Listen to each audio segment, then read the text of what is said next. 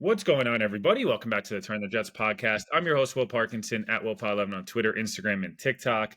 Back on this feed, we've been doing a lot of stuff for Badland on the Badlands feed with the Senior Bowl, not the Combine. My head is all over the place already this morning. A lot going on. Jets have kind of been rapid hiring their staff. No better person to kind of hop on, talk some corners, some head coach, Devin McCourty, diehard Jets fan. Devin, how we doing today, man?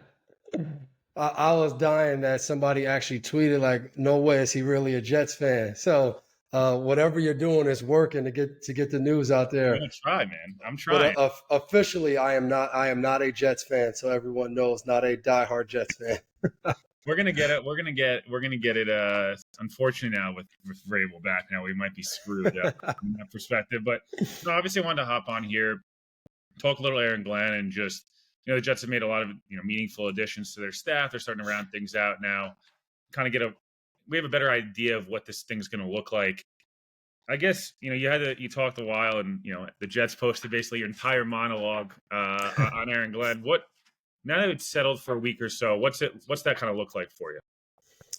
For one, I think some of these situations are really unique and cool. Like you just mentioned, Vrabel going back to New England. And I think of like, Aaron Glenn going back to the Jets, but I think more of like what they were able to build there the first time as players, like not just the wins or the losses, but like who they were as leaders, captains, like all of that aspect of it. Of a lot of times when you have guys in your building, I think there's this kind of aura around them of like, man, like I gotta probably be a pretty good coach someday. And when that person's able, and I think it's the best way of like they go out, they either play for different teams as both these guys did, but then ultimately they get into coaching, but they get into coaching outside of your building. So now they carry the culture that they learned as a player into all of these new settings. So bringing what they learned, but also picking up all of these different things and ways to operate from other people. And now when they're able to come back, I think of Aaron Glenn in the preseason. I go to the joint practice between the Giants and the Lions, and they're doing a 7-on-7 drill. So the fields are split where, Lions defense on one field, Lions offense on the other field, and vice versa for the Giants. And he's over there losing his cool the whole time. He's yelling, he's screaming, he's getting the guys going, he's celebrating when they come off. And then the period ends, the sweat is rolling down his face. It's hot outside. He's clapping, he's yelling, he's getting everybody running to the next field. And with all of that yelling and all of that that's going on, when you hear a coach do that, I always try to pay attention to the players, their response, their faces. For one, no one was surprised. No one was going crazy, but guys were glued in. If he's talking to you, no matter his volume or tone, guys are just eyes locked in, listening to him. And that to me showed right away the biggest thing he had was every guy on that defense's respect. Like they respected that what he was telling them was real, it was authentic, and it's what they needed to be a better player, to be better. And I think we saw that throughout the season, no matter what the Lions went through on defense. It wasn't perfect, but they continue to show up. They continue to be able to make plays within their scheme. And I think a lot of that had to do with not just the X's and O's, but his ability to relate to the players, encouraging them, motivate them, and their trust in him. Yeah, look, I think there's a lot to be said for having the weight of that jersey. Obviously, you did up in New England, and I know you guys have kind of gotten to the point where you're really good at that point. But I think a lot of those guys, maybe in the '90s, were not necessarily the kind of started turning things around with Bill and Tom and all those guys. Like people forget the Patriots were in a lot of ways what the Jets were right now. We're like, hey, I know they had the Super Bowl in the mid '90s or whatever, but like before that, it was not so pretty, up there, right? Like I think people forget some of the history of these different organizations.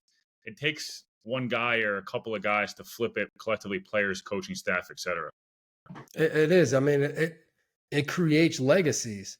You like anytime, like my whole 13 years up in New England, whenever I were to run into people, they'd be like, man, diehard Patriots fan. But I was a Patriots fan back when it was Schaefer Stadium, back when no one wanted to go to games. They had to give away tickets. So like you hear that rich history, and then you know about the Super Bowl appearance against the Bears in '85, and then like you're like, oh man, that was awesome. It's like, yeah, we went out there and got crushed. Like those were the feelings of, even when we were good, it was like we were good to a certain point and then it all ended. And you think about the Jets, the same thing.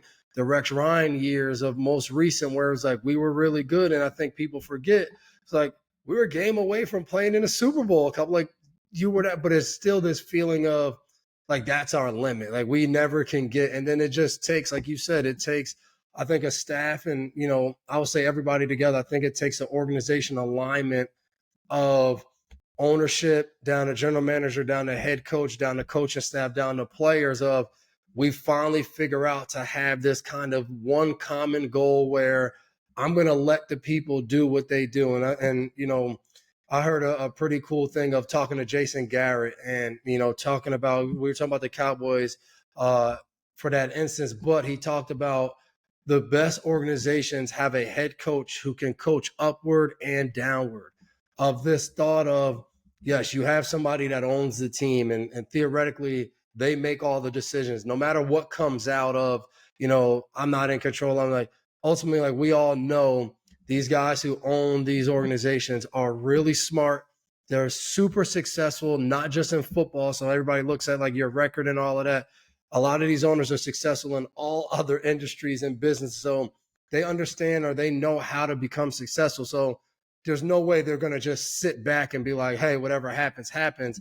But the truth of the matter is you need a head coach who is a football person, but also understands how the business works. So they have to be able to go upstairs and in a respectful way, in a way that works for the organization of, hey, I got to be able to coach you guys up too. Then I got to go down to my staff and my players and I got to coach you.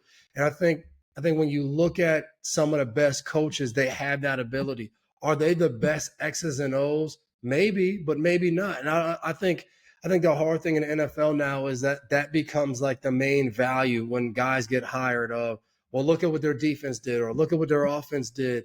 And that's great. But most of the time, it's really hard for that to be your focus when you become a head coach. And I thought we got to see that firsthand from the Jets, from the Bears, of like these organizations that, you had people in there who were doing a pretty good job. You look at Jeff Albrecht and what he was doing as a defensive coordinator with the Jets, and you're like, man, I'll take this. Like, this is good ball. This defense is fighting. He becomes head coach. Like, I would really wonder how much he got to really dive into and break down what he was able to do offenses as a defensive coordinator. And I would say the same thing for Thomas Brown, of him getting the opportunity on the Bears to step up as the offensive coordinator. Caleb Williams, this stud quarterback, he's able to do some things. And you're like, the first 2 or 3 weeks, you're like, man, like the offense looks better.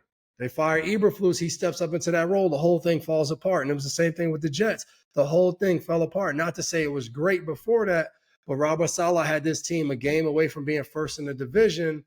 And then you looked up and it was just like, well, let's see where we're drafted next year. And I think that's the hard thing of, you got to find people who are leaders. Like, they have to be able to lead not just a team, but they have to lead an organization. And I think people take for granted how hard that really is. They take for granted of being in front of the media 6 out of 7 days, being, meeting with the owner, with ownership whenever they want. If that's weekly, if that's, man, we just got off a long flight from wherever, London, wherever we flew from, and we didn't like the way the game looked 2 weeks ago. We weren't here, but now we want to meet. You got to come up. Like, that's the stuff you have to deal with. You can't just blow it off and say, no, we're focusing on third down and red zone right now. I don't have time to come up. No, it's your boss. You got to go up. So you need people who know how and understand how to navigate that. And I think Aaron Glenn, again, I go back to, because he's been multiple places, because he was in New Orleans, then he was in Detroit, because he's been around Dan Campbell, because he's had staff, a lot of former players. Then you have staff that are guys who are not former players. Like,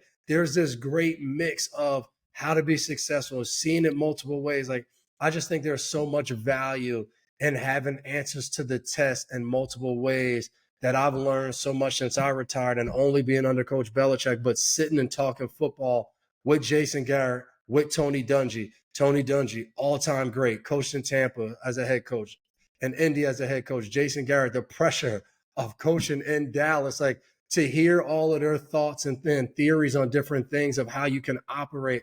I feel like I understand football a lot better, and I understand how to build a team. Even though I'm not in coaching, I understand that more from just sitting in a room and talking to those guys that I didn't know before because I only knew one way. And I think it's the greatest way. I think so much, I have so much respect for Bill and what he was able to do.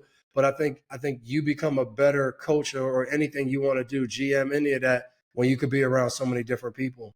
Yeah, you mentioned something there that I think was one of the things that made me maybe more optimistic than I even kind of was going into the hire was that Aaron Glenn, one of his first things was like, I'm not calling plays. That's my dog digging next to me. That's brutal, but no, he was like, I'm not calling plays. I'm going to bring in a veteran defensive coordinator that can handle all of the things that maybe I would have had to handle in Detroit. I can handle the media. I can handle hiring a staff, coaching up my young staff, because while for every Steve Wilkes, there's Tanner Eggstrom, who's not called plays since San Diego in 2000, I think 19 or 18. He's a Harbaugh guy, and he's Patricia guy, which is kind of hilarious. Him and Ben Johnson being the Patricia tree is the offense side of the football is crazy. But I wanted to ask you about this whole play. There's a lot of people that are, hey, defensive head coach, and does the disciplinary style still work in the NFL? You obviously played under it your entire career.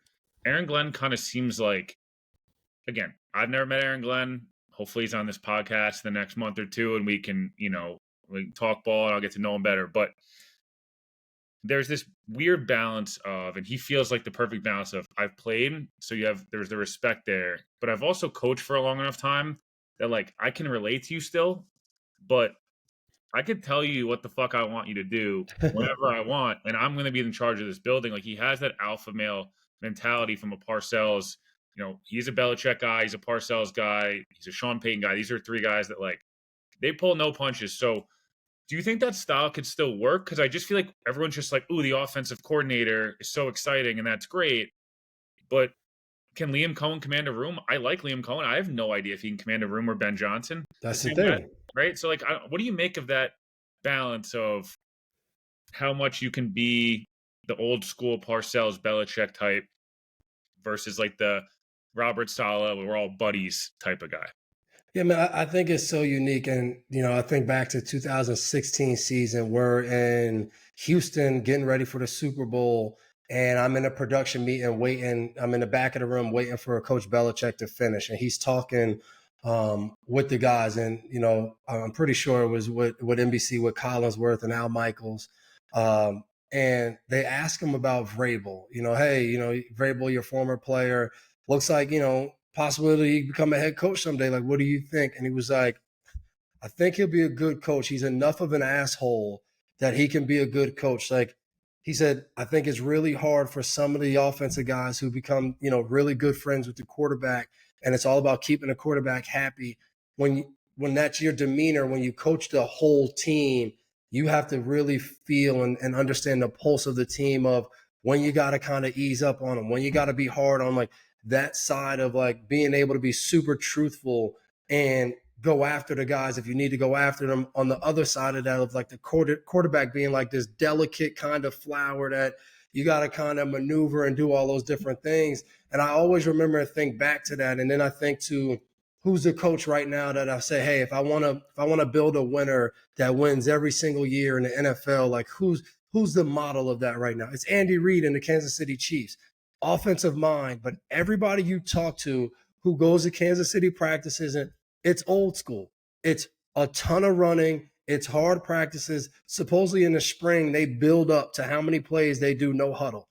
And let's say they finish at 18 plays, the last practice they have in the spring. The first practice in training camp, they go to 19 plays. Like you've had a month off. I have no idea as a coach what you guys have been doing. And Andy Reid lets the team know when we come back offensively and defensively, you will be out there for 19 straight plays, the first unit. There's no subs, there's no anything. And I think about it as a player in the offseason, you're like, shit, like I got to get after it or I'm going to die out there. I might pull a hamstring. And so I think ultimately it comes down to what do we need to do to be a winning, consistent football team? And like you have to bring that out of your team. Like, and it doesn't mean like the term players coach is always used. I would say Andy Reid's a player coach. I would say Dan Campbell's a player coach. I would say Aaron Glenn's going to be a player coach. But I don't think that means that they're going to be easy on the guys. I think those guys, when we talk about Dan Campbell and Aaron Glenn, those guys have been Mike Vrabel. Like those guys have been where the players are. They've been in, training camp practices that suck. They've been in way worse training camps than these guys are going to go through. They know, like, hey, we got to create some hostility. We got to create some friction here because we're going to get friction during the season. And I think it differs on the person of should you call plays, should you not call plays. But I would say some of the biggest errors we've seen this year has been clock management, has been how do you handle different things, whether it was Eberflus, whether it was Raheem Morris in the Atlanta versus Washington game. Like these times where like, should I call timeout? Should I not? Like if I'm thinking about my next play, my next offensive play or my next defensive play, and I got somebody radioing in to me of what I need to be thinking about of time management. Now my brain is kind of, split, and some guys can handle that. I look at Andy Reid. He's been calling plays forever. He could handle that. Bill Belichick, when there was times he did call our defense and times he didn't, he could handle that. But I think until it's gonna, I think for Aaron Glenn, it's gonna free you up to really be involved in the game.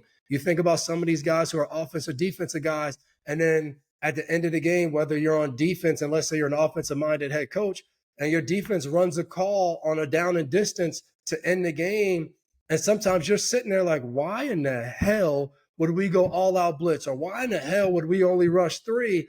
But it's because you're thinking about what's going to happen when you get the ball. But I just think as a head coach, when you're free, you're able to jump on the headset real quick to the offensive coordinator. I'm not saying you're going to micromanage, but hey, like at the end of the game, if I'm a defensive-minded coach and there's, a certain time left in the game, I might, hey, let's run the damn ball. Give me your best run. Like I'm not telling you where to run it or any of that, but I don't want to throw the ball right now. Like let's run the ball. And you think of different times this year, different teams of the game ends, and it's like, well, that's what they do over there. No, like this is you're the head coach. It's ultimately going to be your fault. So I love that. And I think, like you said, some of the younger coaches will be able to fully receive Aaron Glenn and learn from him. I look at Banjo, a guy that's going to come and be the special teams coordinator, great career as a player, and it's just been a rising star in the coaching. But like, it's going to be your first time being a coordinator. It's going to be so helpful to be able to lean on your head coach and other veteran coaches that are going to be in that building. Yeah, I could not agree more. I think the biggest mistakes that are made, the Jets last year set an NFL record for most blown fourth quarter leads going into the fourth quarter, which is one reason to be optimistic that they'll be much better next year just by virtue of like not having the coaching and some of the bad luck and kicking and stuff. But you have to make some of your own luck in the NFL, and you got to learn how to not lose games as opposed to like, exactly. Those thing 90% of the teams lose games and the whole thing. Steve Wilkes being the hire was one that was interesting to me because him, Aaron Curry, Eric Washington's been a coordinator multiple times. He was a coordinator for the Bears last year. He was, back with a lot of Ron Rivera guys making their way around. Very interesting. His tree lives on, but he's obviously back with the Panthers and stuff, and he'll be their D-line coach. Aaron Curry, top 5 pick, was that week, and then with Mike Tomlin or the Steelers, like there's some really good pedigree guys and a lot of former players. Chris Harris as well, be the DBs and passing game guy. On the defensive side of the ball, Steve Wilkes, I feel like, is going to be able to play a lot of a similar front to what the Jets have been playing in the past, a lot of 4-3. They're not going to be like moving around too much. I mean, maybe they'll flip at times, but like it keeps Quinnen and Jermaine and Will McDonald in an advantageous spot. But talking to Michael Carter, you talk to Sauce, these guys, like they're really excited to play more man. The Jets last year, there was obviously Michael Carter was hurt and Sauce was hurt at times, and I understand there's reasons within games, but like they kind of abandoned playing man at all. And if you're going to have Sauce eventually $25 million a year, Michael Carter's the highest paid nickel, like these guys can play man. You should probably let them do it. And Steve Wilkes, Aaron Glenn was 45% cover 0, cover 1 last year, which is obviously very high. But the Jets were down in the low 30s. So do you think that's going to fit them the way they play football? I think this, again, Steve Wilkes, I thought did a nice job in San Francisco, and I felt like got scapegoated. He got scapegoated. Kyle fucked up again in a big game, and he was like, "Who can I fire? The guy that doesn't like the guy that's not my guy." Is it fair to say this is a good hire? I know people get concerned about 1 year here, 1 year here. Like DCs are very different than if he was 1 year here, 1 year there as a head coach. Well, and I think it's what you just said. Like Shanahan probably looked and was like, "Hey, like this isn't my guy." And like I think coaching is so much of that. Like it is so much of, is this my guy that I trust in the heat of the moment? Like again, were there times that Kyle wanted to probably do something a little different, maybe than Steve thought? Then probably, but there, it's like anything you do together with somebody. Like there, over time there becomes this kind of rapport, this, like I love being, back to back with this person because we understand, we know each other. And when you don't have that, then it's hard. And I think Wilkes coming into this situation, like Aaron Glenn is going to get him.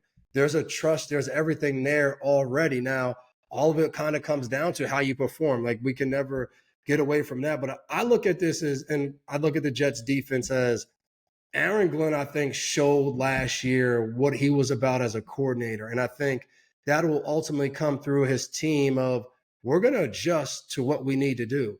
When we had Aiden Hutchinson on the field, we weren't as much man to man because we could sit in a little bit more zone and know the ball was still coming out fast and we could still be aggressive as a secondary.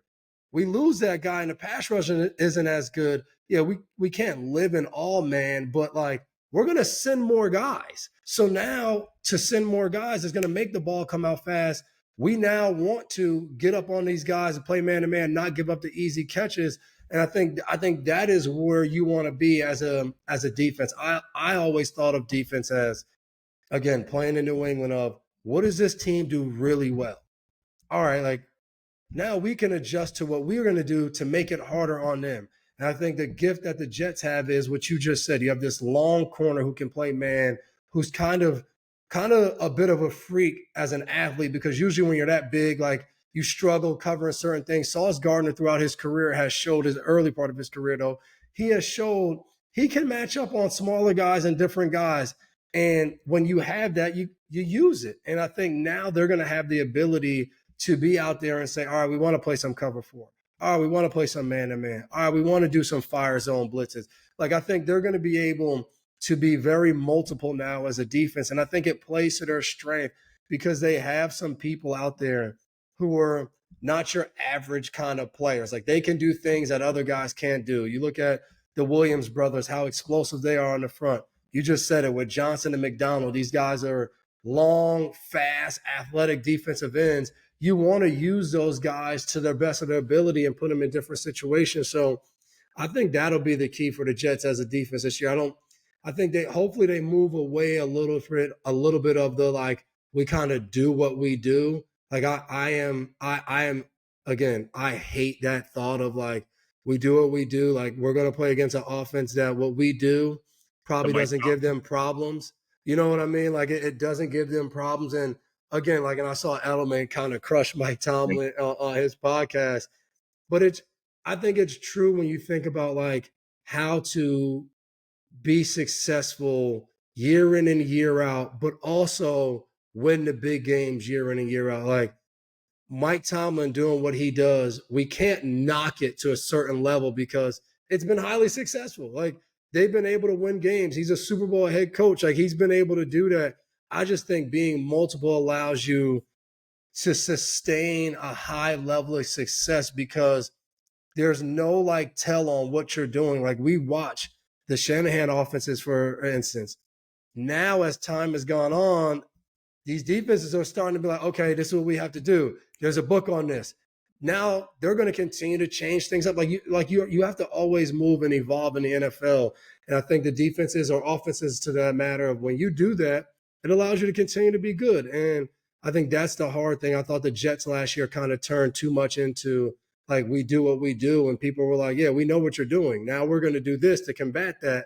And you got to be able to change up what you're doing after that. Yeah, look, I think there's a lot of examples around the league. Aaron Rodgers has been running the same offense for 20, almost 20 years, and it's felt like the last couple of years when you're not the tier. Aaron was like a tier one athlete in the league. It wasn't even like he was just like the arm was amazing, the brain. Oh, I Like know. this dude was nasty, right? So it's deteriorate. He still can do it at times, but not consistently. So he has to be in Exactly. the perfect play. But to get in the perfect play, you're running the snap count down all the way down to zero. It's like everyone's scrambling. We're checking it 900 times, and it becomes like All 10 guys have to understand Yeah, it. everyone has to be on the same page. And it's like, oh, we Yep. have a false start, we have illegal formation, we have a broken route here. And it's like, there's just not as much practice time. And you look at Tomlin, I'm just going to sit in cover three against Tom Brady over and over and expect that this guy's not going to figure it out. We look at, there's Sean McVay against you guys in the Super Bowl, like, great year, but it's like, we only run 11 personnel. That's all we do. I don't give a shit whether you know it's coming or not. And you guys are like, cool, we know it's coming and we're going to figure out a plan. And that's what you just have to be. The Jets last year, I felt like, to your point, it was like, we play zone, we rush four, and on offense, Aaron's going to get to the line and we're going to call 900 different plays and he's going to figure out what to get us into. And it's like, that's great, but at some point, you got to adjust a little bit. The Jets adjusted and ran a lot, like I said, a lot more man. They blitzed more in 22 and 23, and they were a lot better. And I know they had Hmm. injuries last year, but something just as a whole, it was off. I'll ask you one Aaron question. I don't want to spend the rest of this podcast on Aaron just because, frankly, like, nobody knows what he's going to do but Aaron. But I've been saying I think he's going to retire. I think it's Jet to retire for me. I don't necessarily see the fit elsewhere unless it's just really hard to trade that contract. And then some team, like, are you trading him to the Raiders, who then was Devontae going back there? Like, I thought maybe New Orleans, if with McCarthy and Devontae, do they do that 1 year and try? I kind of hope, just selfishly, Devin, that like Aaron doesn't do the three teams in 3 years to end it, and it's like the weird. His Football Reference page looks all weird at the end. I don't Hmm. want to see that. What do you think today? It's like February 4th. It could happen today or it could happen in 6 weeks. Who knows? What do you think Aaron ends up doing? Is he playing for the Jets next year or playing football at all?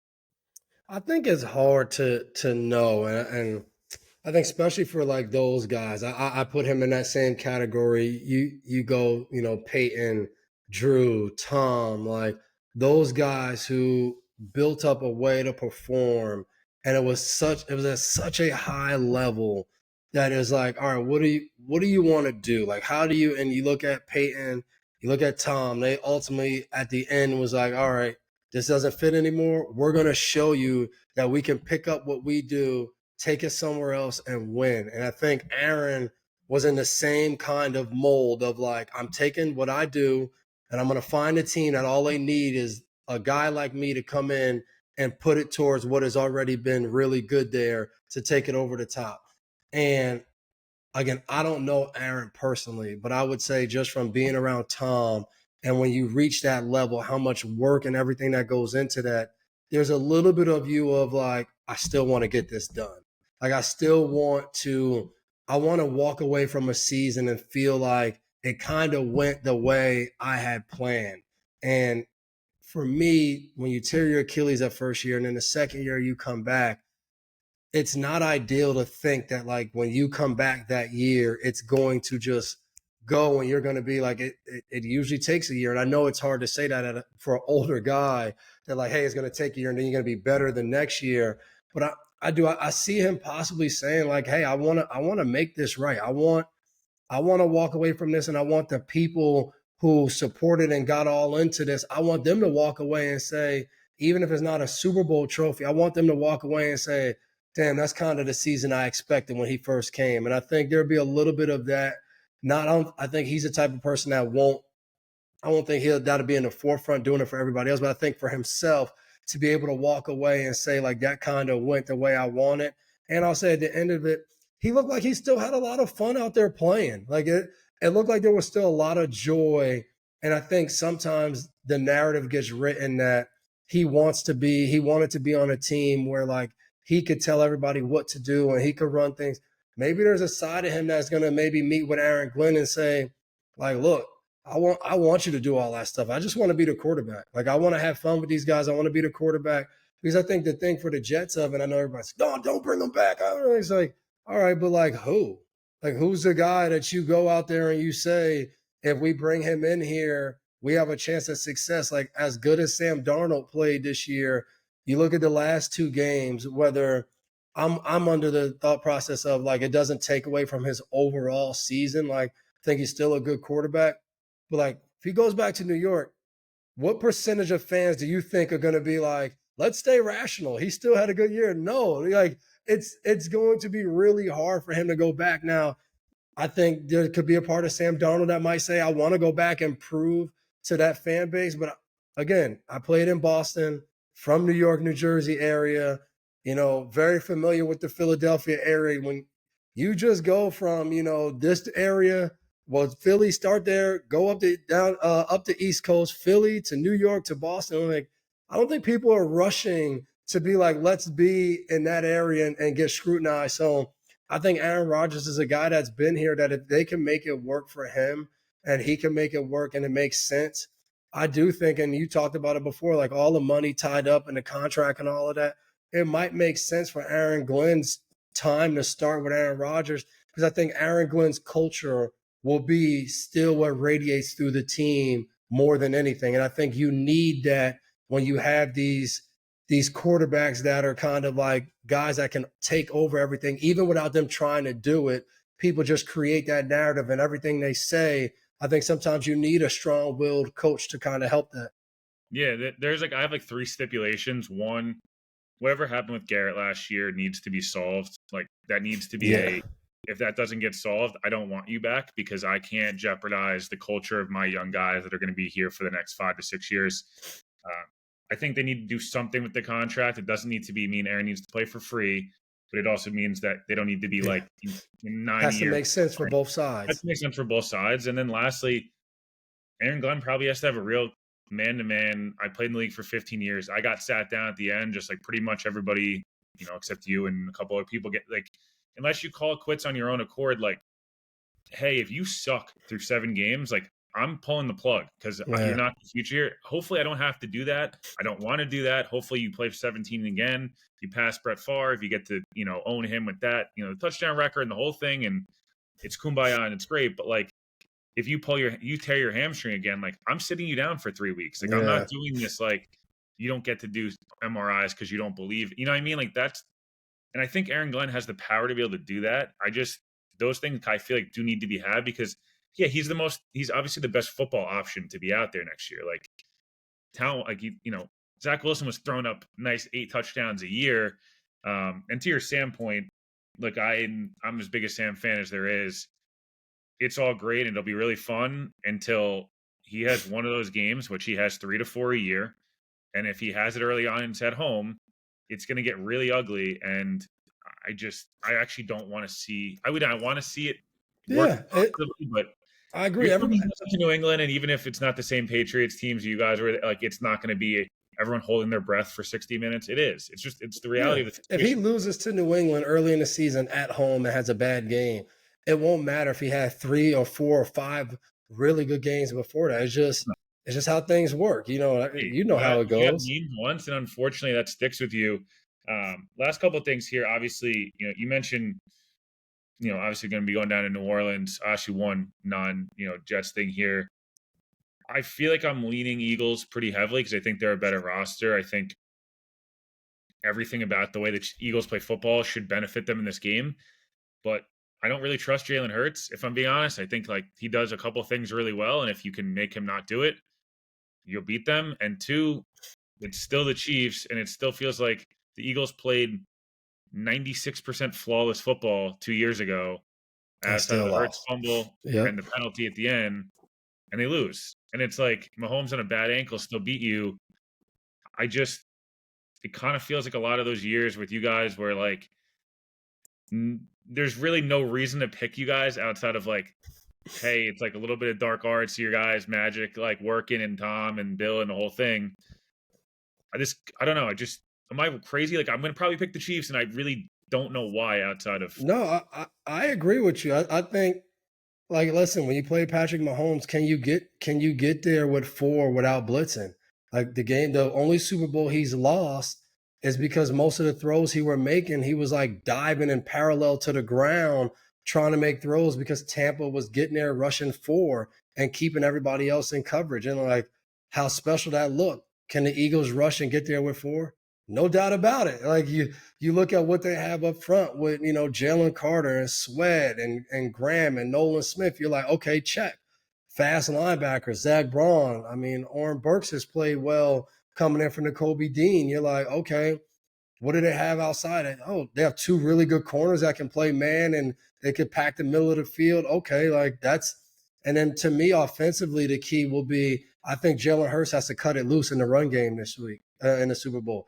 Like, don't slide. Don't like. I think he has to keep the pressure on the defense. Like, this is the only game that's left. I'm not telling you to drop your shoulder on Nick Bolton. No, like, but to me, when you get in the secondary and you got to get tackled by the corners or sit, like, I think he needs to make his best move and try to get the extra yards that's there, because the pressure they're going to put on the defense from an offensive standpoint for Philly is you got to keep an extra safety almost for Jalen Hurts. Like, yes, you're going to stack the box because of how good Saquon Barkley is, but like, there's also an added dimension of the quarterback run that makes you think you need another player, because is your defensive end always going to make the one-on-one tackle when Philly creates space between, did I give it to Saquon and you can close, or do you have to stay wide because I might run? Because if you stay wide, Saquon could cut back and he's gone. So, and then depending on how many people you put down there, A.J. Brown and Smitty and Goddard got to win. So, again, I agree with you. All the X's and O's says advantage Philly. I think 2 weeks to prepare with Spagnuolo and Andy Reid says heavy Chiefs. Like, whatever we think the problems are going to be, they're going to have answers in 2 weeks. Like that, it is what it is. What can Philly do to counter that? And then you're saying, okay, if it's a close game in the fourth quarter, who am I picking? I just think the Chiefs, they're not going to make mistakes.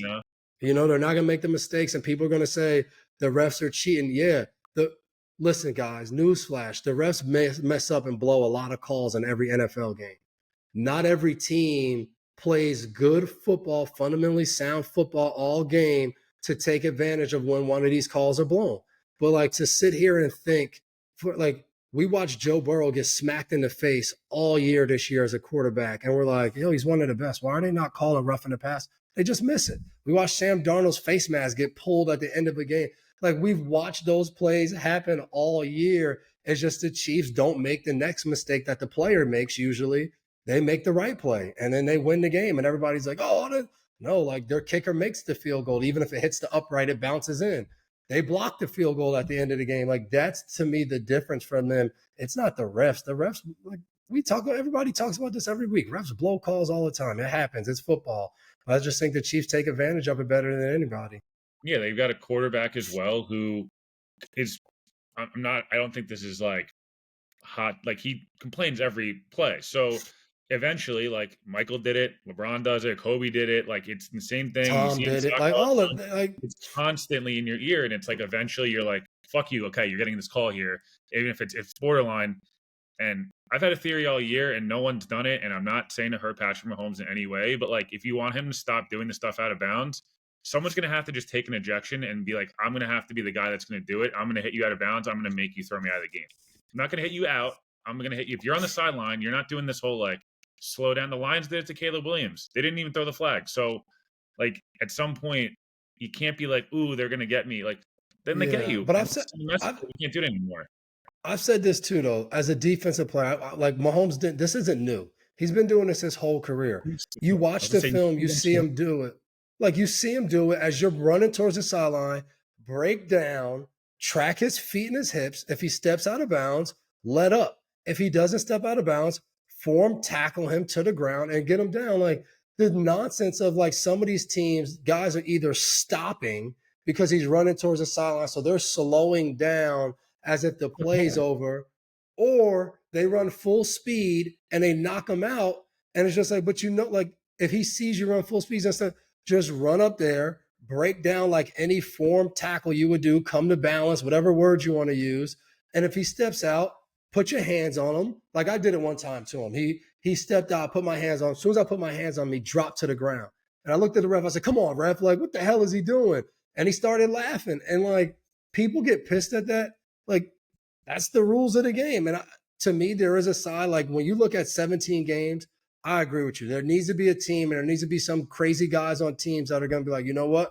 If he runs over here, I understand what coach is telling us. I don't have the patience to do all that. I'm just going to, I'm going to take him out. Like, I'm not going to try to hurt him. I'm going to think he's staying in bounds, and I'm going to go hit him. That's fine. But understand, if he steps out and you get flagged for it, you know what you're messing with. Like, my problem is everybody's like, oh, it's not fair.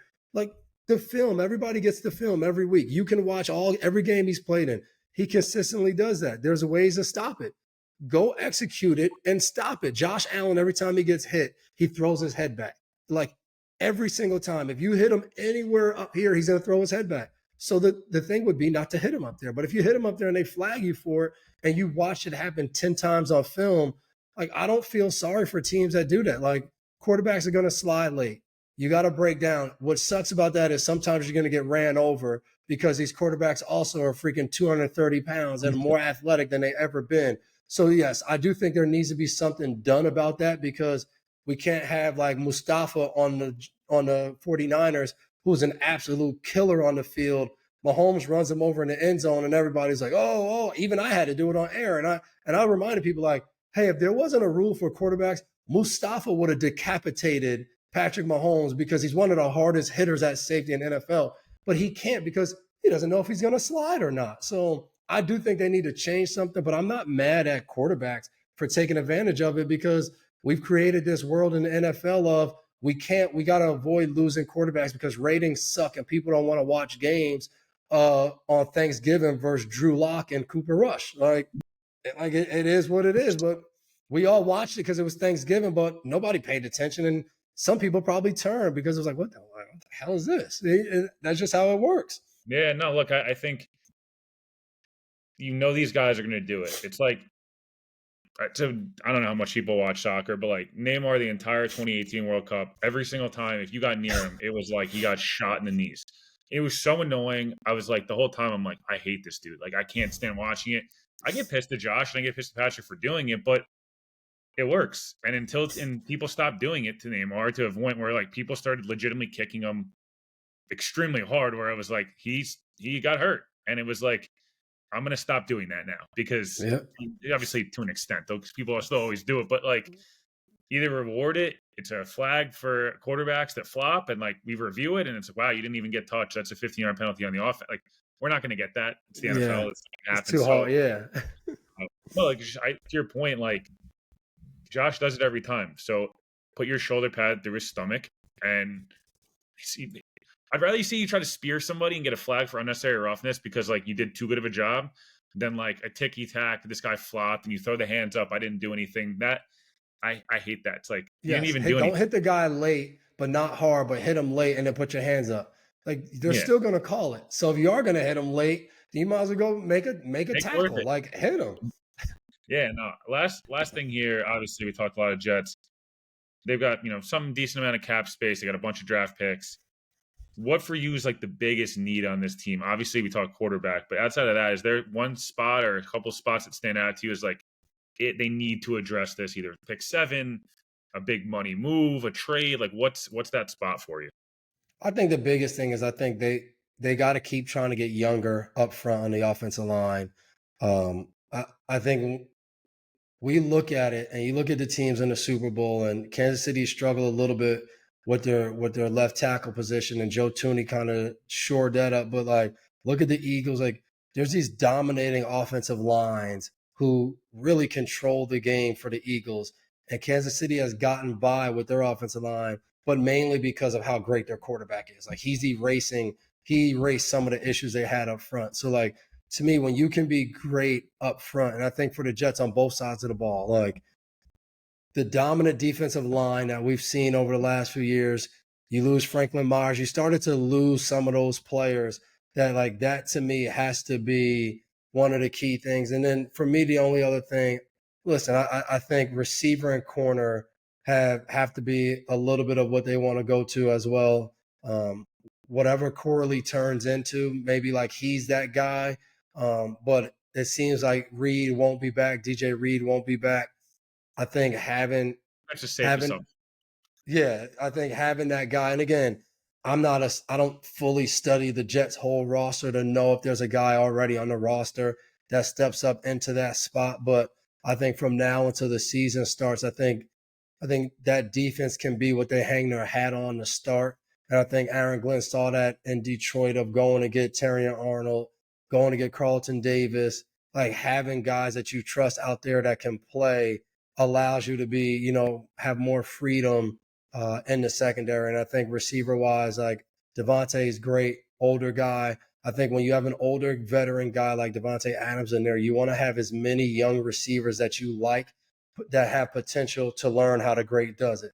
Like, it's not to say he can't. No, Devontae, we want you to keep playing at a high level as long as possible. But while you're here, we want to build our next culture of guys. I think my time in New England, I think that was one of the biggest misses of we had Edelman in there. And Edelman to me was a culture type of guy. He was a leader. The way he approached, he was a 7th-round draft pick in at 5 a.m. every day, catching. Like, he just did so much to be great that if we could have had more guys in that room around him to see what it took to be that, then you can kind of continue what you built. And I think right now having Devontae, and you see it, I think with Garrett Wilson, I think his play is going to continue to get better. And like you said, I think that's one of the biggest things too. They got to remedy that. Like, I'm a big Garrett Wilson fan. I played against him and then watching him, and no matter who the quarterback has been, he has the ability to get open, like run after kill. Like, he has so many different things that I love about him. And I think you want to make sure he's happy. He's not a guy that you're like, well, he's unhappy, we got to just move on from him. And you don't want what now is happening in Cleveland. And, I love him. Not to say he's Myles Garrett. Myles Garrett is in a realm of his own, but you don't want it to turn into where you got a situation where, like, if I'm Cleveland, I don't want to trade Myles Garrett. I don't care how many picks or players you give me. Like, he's different, but it turns into we probably have to, because we don't want to get a 50% or a guy that's halfway out. We don't want that either in our building, so you don't want to create that. Do you ever get tired of your background of just looking at Super Bowl trophies? Does that ever get boring? No, but I am going to switch it up. I got some Ninja Turtle action figures that I'm going to put back there at some point. point. To maybe lend your hometown Jets one of those. You don't want these, man. They got Patriots written all over them. You don't want that. Just knowing Darrelle Revis is one ring. Which one's my Revis one? I always remind Revis. Real shame, it's just probably. I always remind him where he had to go to get a Super Bowl ring. And I think it was great for Jets fans to see he teamed up with the devil to get one. But he had a great, I would argue his best year of football was in New England when it was just a winning culture all around him. 09 was. No, that was as a player, as his play. But just what he loved most was just being in New England. Everyone wanted to win. The culture was great. I think he wished that when he went back, I think he was hoping that he could just take all that culture he learned and take it back to the Jets. It just didn't work out. It is pretty crazy to look at how many like all-time Jets just randomly had a year in New England. Like Sean Ellis. Big Cat. Yeah. Sean Ellis. Why the fuck did you end up as a Patriot? That's insane to me. Like David Harris. David Harris was there. Somebody else. There's somebody else. Curtis Martin, obviously. That's obviously one of the only reverse. Revis. There's one other one that's just so like, no, it's David Harris, Sean Ellis, and Revis that have really, they're killers, because it's like all homegrown guys, like all should have their number retired. And it's like, but you know what's really funny too, of some of the guys that were Jets who really couldn't get on the field on offense or defense. Danny Woodhead, Marquise Cole, James Ehedibo were like just special teams guys that just couldn't. And then they came to New England like supposedly like the better team, and like were able, like Ehedibo was a starter. Freaking Nick Woodhead, another kicker Nick too. Folk, Nick Folk. Like Woodhead was scoring touchdowns, then making tackles on kickoff. Like, it was ridiculous. Yeah, and Mike couldn't wait to cut him during training camp. But no, Devin, I obviously appreciate taking some time. I know you'll be down there, Super Bowl in New Orleans. Make sure you guys are checking out his coverage. On NBC, Peacock. I don't know. I'm sure there's 800 different streaming services, ways to watch the game. Wait to listen to your boy announce. Hopefully, he eliminates some of the ChatGPT talk and just sticks to like being. I had never heard that, the ChatGPT talk. I swear, if you just said like, "Hey, ChatGPT," you put in like an AI, like, tell me what Tom Brady would sound like announcing a game, and then like he'll give you one line. You're like, "Wow, there's Tom Brady. Like, this is like guy who was like 22 years, best quarterback ever." He's like, "Here's a levels concept versus zone." You go 1, 2, 3. I'm like, Tom, you got it. That's just perfection. ChatGPT's perfection, and Brady is the human perfection of it. Oh man! And I appreciate taking some time. I'll be back on the feed. Mike Renner of CBS will be on. We'll talk some draft stuff later in the week. Appreciate everybody for listening. We'll talk to you guys soon.